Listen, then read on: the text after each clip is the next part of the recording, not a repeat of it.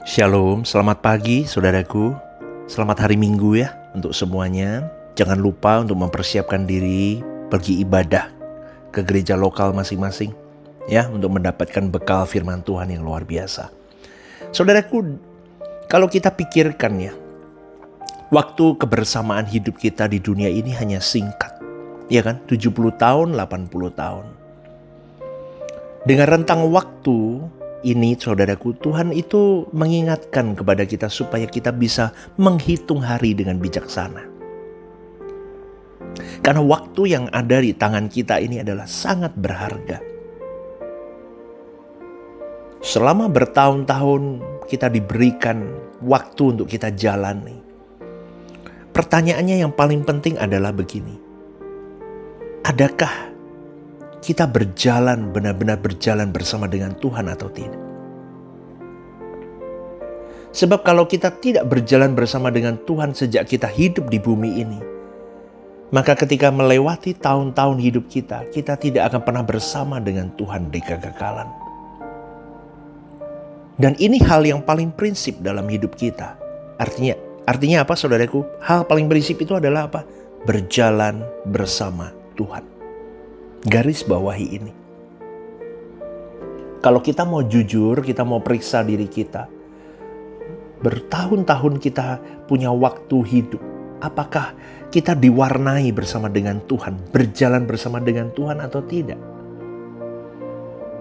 Apakah kita memperdulikan Tuhan atau tidak? Karena banyak orang atau biasanya orang tidak memperdulikan Tuhan.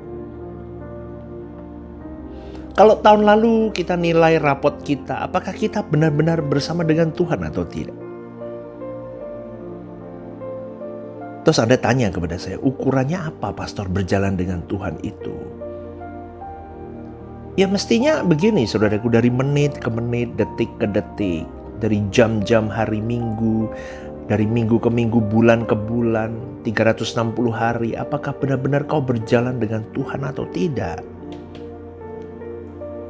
Coba lebih detail dari per minggu, per bulan, per tahun, per menit, per detik. Adakah kita berjalan dengan Tuhan atau tidak? Kalau enggak, coba deh lihat hari ini. Atau kemarin, adakah Anda berjalan dengan Tuhan atau tidak? Karena orang tidak bisa mendadak berjalan dengan Tuhan. Atau orang tidak bisa mendadak tiba-tiba terpisah dari Tuhan. Irama hidup yang kita miliki di tahun lalu menjadi irama hidup yang sekarang ini kita jalani. Pasti tidak beda jauh saudaraku. Atau mungkin sama persis dengan tahun lalu, sama. Jadi menilai 360 hari kita tahun lalu, kita lihat dari hari-hari hidup kita sekarang ini. Apakah bersama dengan Tuhan atau tidak? Kalau kau bekerja, kau andalkan Tuhan tidak? Kalau di dalam pernikahanmu, di dalam keluargamu, di dalam studimu, di dalam pertemananmu, di dalam pelayananmu, apakah kau berjalan dengan Tuhan atau tidak? Dari kau bangun tidur, kau mengisi hari-hari hidupmu, menit-menit hidupmu, berjalan dengan Tuhan atau tidak? Karena kuasa gelap itu membawa orang terlena dengan segala kepentingan, dengan segala kehetikan hidup, yang akhirnya banyak manusia tidak waspada dengan rutinitas hidup yang membelenggu mereka dan menenggelamkan mereka. Dan itu mengerikan. Waspada saudaraku. Karena akhirnya dari kerutinitasan hidup itu yang membelenggu, mengunci seseorang, banyak orang tidak mengenali dirinya dengan benar. Ini bukan hanya berlaku bagi mereka yang ada di luar lingkungan gereja, termasuk semua orang yang ada di gereja yang sibuk pelayanan, yang jadi pendeta sekalipun. Betul, pelayananmu tanpa Tuhan itu adalah pelayanan yang tidak bersih di mata Allah.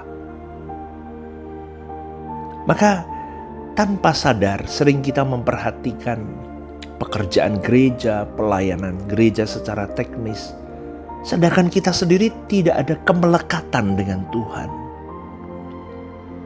Kita sendiri pun jauh asing dari Tuhan. Itu ironis, itu seperti anak sulung yang terhilang di dalam rumah. Saudaraku yang dikasihi oleh Tuhan, kalau kita terhilang di dalam rumah, Tuhan bisa berkata, aku tidak kenal kamu suatu hari nanti.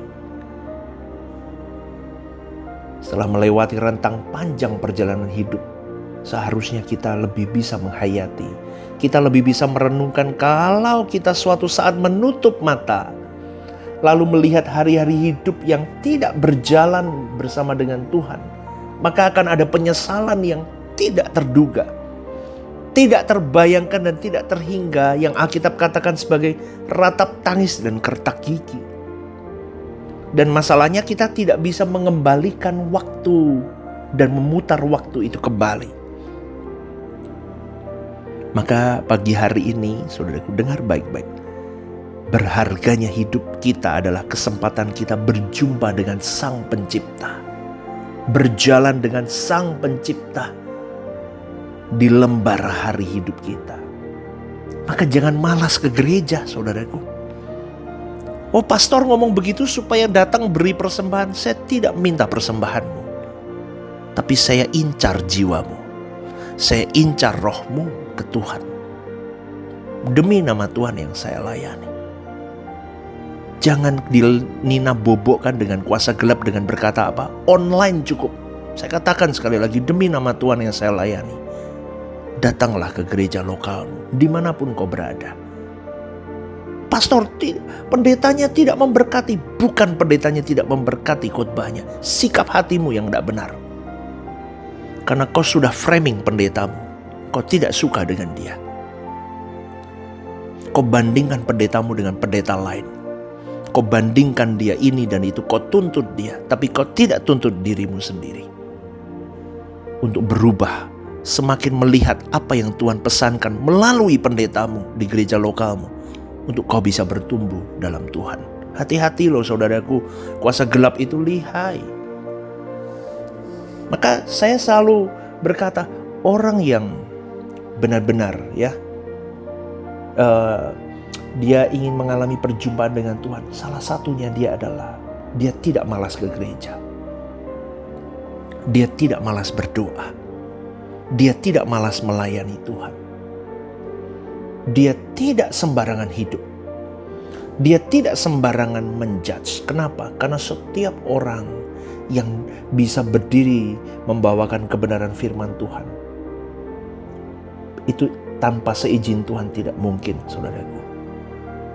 Maka pada pagi hari ini saya mau mengingatkan, berjuanglah keras kepada dirimu, supaya kau bisa menangkap banyak hal pesan Tuhan melalui siapapun dan apapun, supaya kau benar-benar bisa mengalami Tuhan. Sehingga firman Tuhan yang mengatakan, baik kau makan atau minum atau melakukan sesuatu yang lain, lakukan semua untuk kemuliaan Allah. Selain engkau tiada yang kuingini di bumi ini.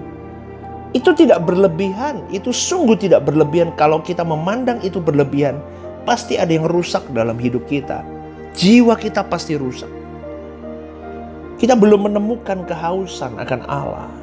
Dan kalau kita tidak menemukan kehausan akan Allah, kita juga tidak punya kerinduan akan Allah. Kalau kita tidak ada kerinduan akan Allah, kita tidak akan memiliki cinta yang proporsional kepada Allah. Dan firman Tuhan mengatakan, terkutuklah orang yang tidak mengasihi Tuhan. Itu terdapat dalam 1 Korintus 6 ayat 22. Dan orang yang mengasihi Tuhan pasti menantikan kedatangan Tuhan. Dia rindu duduk dekat kaki Tuhan. Dia menanti-nantikan suara Tuhan. Tapi hari ini banyak orang Kristen yang tidak menanti-nantikan suara Tuhan. Amin, saudaraku. Kita harus punya khawatir, jangan-jangan hati kita sudah tidak bisa diarahkan ke Tuhan. Tidak mencintai Tuhan. Karena hari ini banyak gereja-gereja mengarahkan jemaatnya bukan kepada Tuhan, tapi kepada pendetanya, kepada ajarannya.